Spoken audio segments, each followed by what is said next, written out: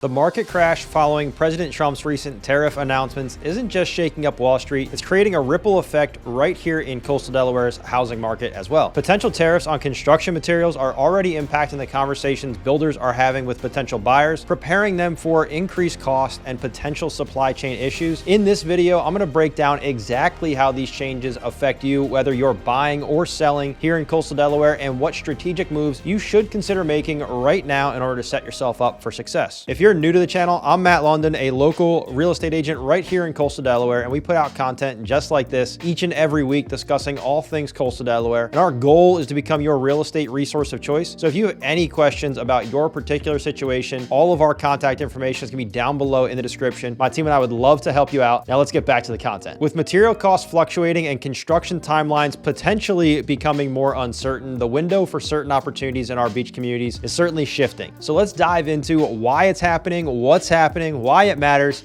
and what exactly you can do about it. When President Trump signed those tariff orders on April 2nd, he set off a chain reaction that's already showing up in Coastal Delaware's construction costs. The new policies included a 25% levy on goods from Mexico and Canada, and at the time, a 10% tariff on imports from China. And then just days later, there was a 90-day suspension that was announced for most tariffs, which helped stabilize the markets, but the shockwaves had kind of already been started. According to the National Association of Home Builders, these tariffs would add more than $10,000 to the cost of an average new home nationwide. And right here in our area, builders are keeping a close eye on cost changes and what it could mean for buyers. Now, while the Canadian lumber is technically exempt from the latest round of tariffs, it's important to remember that it's still subject to a 14.5% duty, which has been in place since before President Trump's second term began. But it's not just all about the materials. As we saw throughout 2020 and 2021, changes to costs and the supply chain have an effect on how quickly builders can work through the different phases in construction. And if construction slows down, a ripple effect will certainly be spread throughout our beach communities. And we're already seeing some signs of this shift across the region. So let's look at what's happening locally in some of our towns. In Fenwick Island, the median home sales price has reached $1.1 million with a median price per square foot of $502, which is certainly an increase over last year. Bethany Beach, on the other hand, is seeing a slight drop in home prices, but median price per square foot is up slightly at $592. And the market is still considered competitive in both places as there's not a ton of inventory. Rehoboth Beach was recently ranked number 11 in a national study by business journals, with a median home values jumping by 8% in just 6 months to just over $750,000. Now, these are all very general metrics, and we know that real estate is hyper-local and oftentimes very community-specific, with many communities directly next to one another selling at very different prices and very different speeds. However, the next 60 to 90 days present a critical decision point for anyone thinking about making a purchase here in Coastal Delaware. For buyers, right now may be the best opportunity to get a great deal, as we have an increased amount of inventory with fewer active buyers looking for homes. However, that does not mean that you have all the time in the world to search for that home. Homes that are priced competitively for the market and located in a favorable area are often selling in the first weekend they go on the market, typically with multiple offers. However,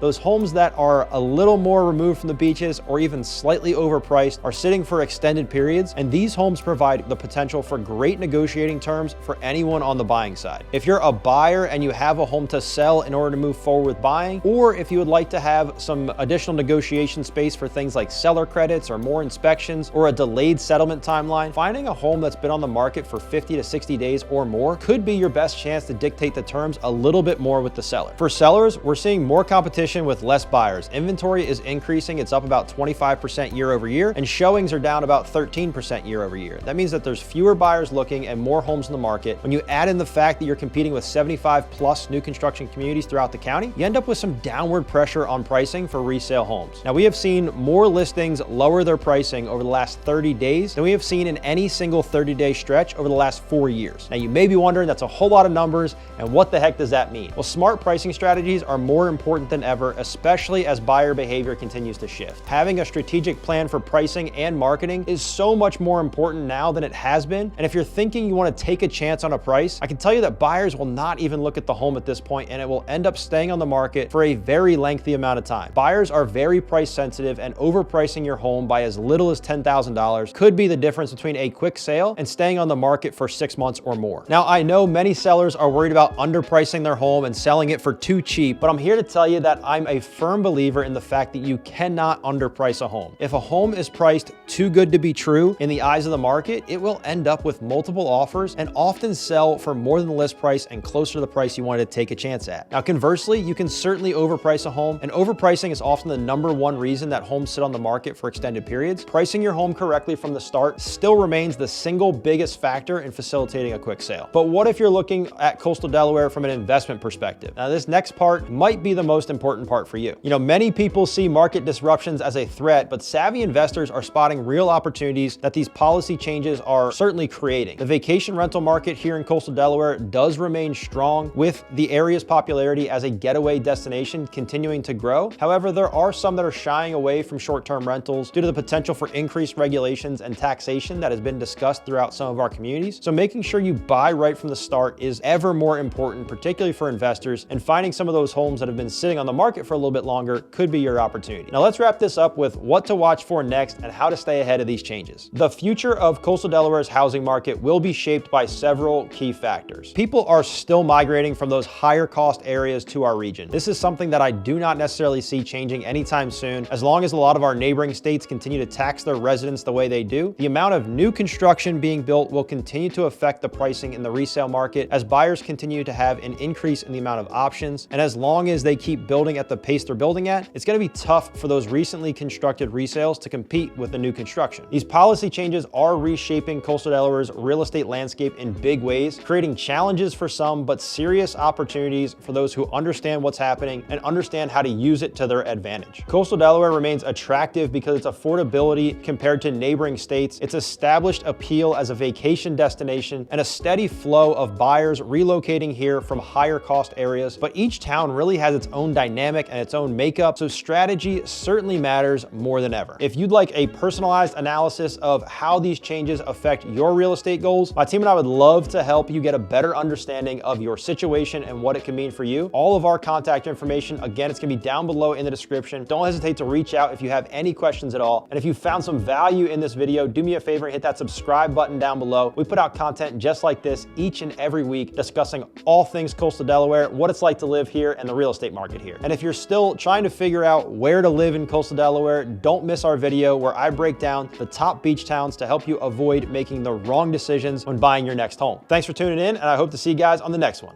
Peace.